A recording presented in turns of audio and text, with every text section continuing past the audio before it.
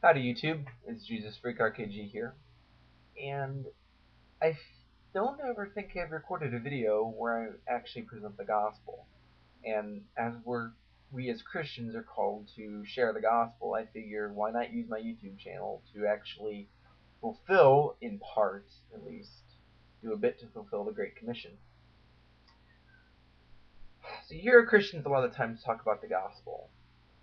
Well, actually, you probably don't, but you should. You should hear Christians talk a lot about the gospel. What is the gospel? If you were to go up to someone and ask them, some may just think you mean the first four books of the New Testament. Well, those are gospels. They contain the good news. They aren't the good news in and of themselves. Other evangelical Christians will probably say something along the lines of, ask Jesus into your heart and believe in him, and you'll be saved. Well, why do I need to ask Jesus into my heart? What do I need to be saved from? Do I need to be saved from loneliness? Do I need to be saved from from a, a pen that's going to attack me? What do I need to be saved from? That was a bad example with the pen, I'm sorry. But what do I need to be saved from? What, you know, other people take, the gospel and say, well, you need Jesus, but you also need to get rid of AIDS. Or you need Jesus, but you also need baptism, and then you're saved. Jesus plus anything equals no gospel. When you add to the gospel, you're actually diminishing the very gospel of God's glorious grace. So then what is the gospel? Well, the gospel is good news. But for there to be good news, generally you also have bad news. What's the bad news? Well, the bad news is that God is actually pissed off at you right now. If you're a non-Christian, that's right, if you're a non-Christian, and you're watching this video, or you're a nominal Christian, maybe you were baptized as a baby, or even you walked forward at, a DC Talk concert when you were 5. Well, probably not 5. 9 or 10. You walk forward and you ask Jesus into your heart, but you're pretty much living like hell. I'll tell you this, God is pissed off at you. Why? Well, because you're a lawbreaker, and his wrath abides upon lawbreakers. Because of our sin, because of our first parents' sin. Genesis 3 is clear. When Adam and Eve sinned, when Adam and Eve rebelled against God, sin entered the world.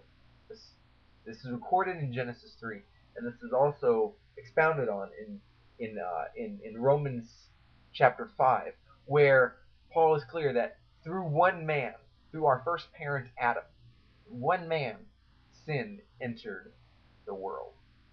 And that's bad news, because just as God told Adam and Eve in the garden, if you eat of that fruit, if you break the one law that you have, you're going to die. They didn't. God didn't strike them down dead physically at that moment. He could have. He could have struck them down dead and never made any other people, and he would have been perfectly just and gracious to do so, and holy. But he didn't. However, our image wasn't done away with. We were created in the image of God, and we were created in a way where it was good. God looked at the creation, and after we were done, he said, it is very good. And we were made in his image. But when we sinned, our image, it wasn't completely done away with, but it was tarnished. It was marred. It was corrupted by sin. Because we now know what sin is. We know what is good and evil. Before the fall, we didn't know what good and evil was. We just knew God. But we didn't look at the tree and say, that tree is evil, because we didn't know what evil was. So we sinned, And with it came the knowledge of good and evil, but also came spiritual death. Ephesians 2, great gospel passage in Ephesians 2.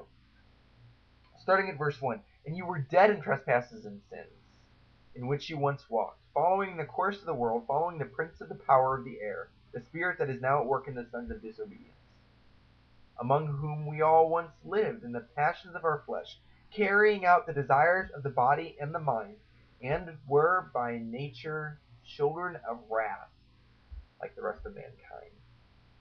You and I were born children of wrath. You and I were conceived children of wrath. In Psalm 51, David says, in sin did my mother conceive me. That speaks that even from the moment he was conceived, he was evil.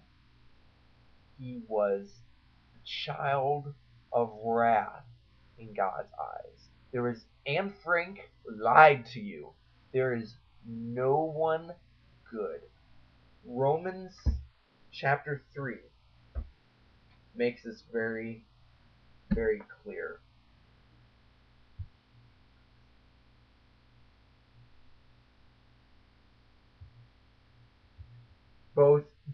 Starting at verse 9, both Jews and Greeks are under sin, as it is written, none is righteous. No, not one. No one understands. No one seeks for God. All have turned aside. Together they are become worthless. No one does good, not even one. Their throat is an open grave. They use their tongues to deceive. Their venom of asps is under their lips. Their mouth is full of curses and bitterness. Their feet are swift to shed blood, and in their paths are ruin and misery. And the way of peace they have not known. There is no fear of God before their eyes.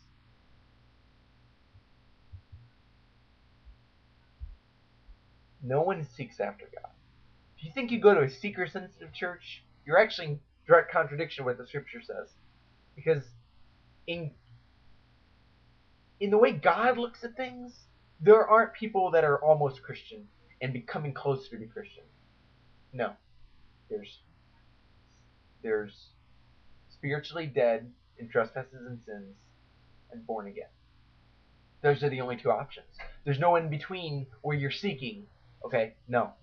You're either dead in trespasses and sins. I'm going to stop there. I'll get to the other part. If you're not convinced that you're dead in trespasses and sins, if you think you're still basically a good person,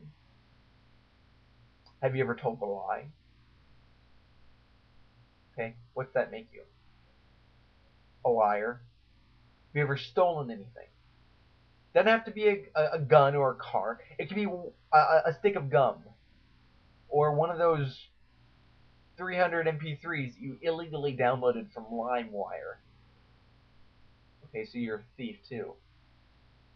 If you've looked at someone with lust, with sexual desire, Jesus said in the Sermon on the Mount, anyone who looks at another with lust has committed adultery in his heart. So you're a liar, you're a thief, and you're an adulterer at heart. Stand before God on Judgment Day. What are you going to say? Why should he let you in? Because you were good? No, you're not a good person. You've broken the law. And God is a just judge. In part 2, I'm going to go ahead and finish up with the gospel. But think on this. You're not a good person. You have to see this. You are under currently God's wrath. And that will continue if you remain dead in your trespasses and sins. So you're a lawbreaker. What are you going to do?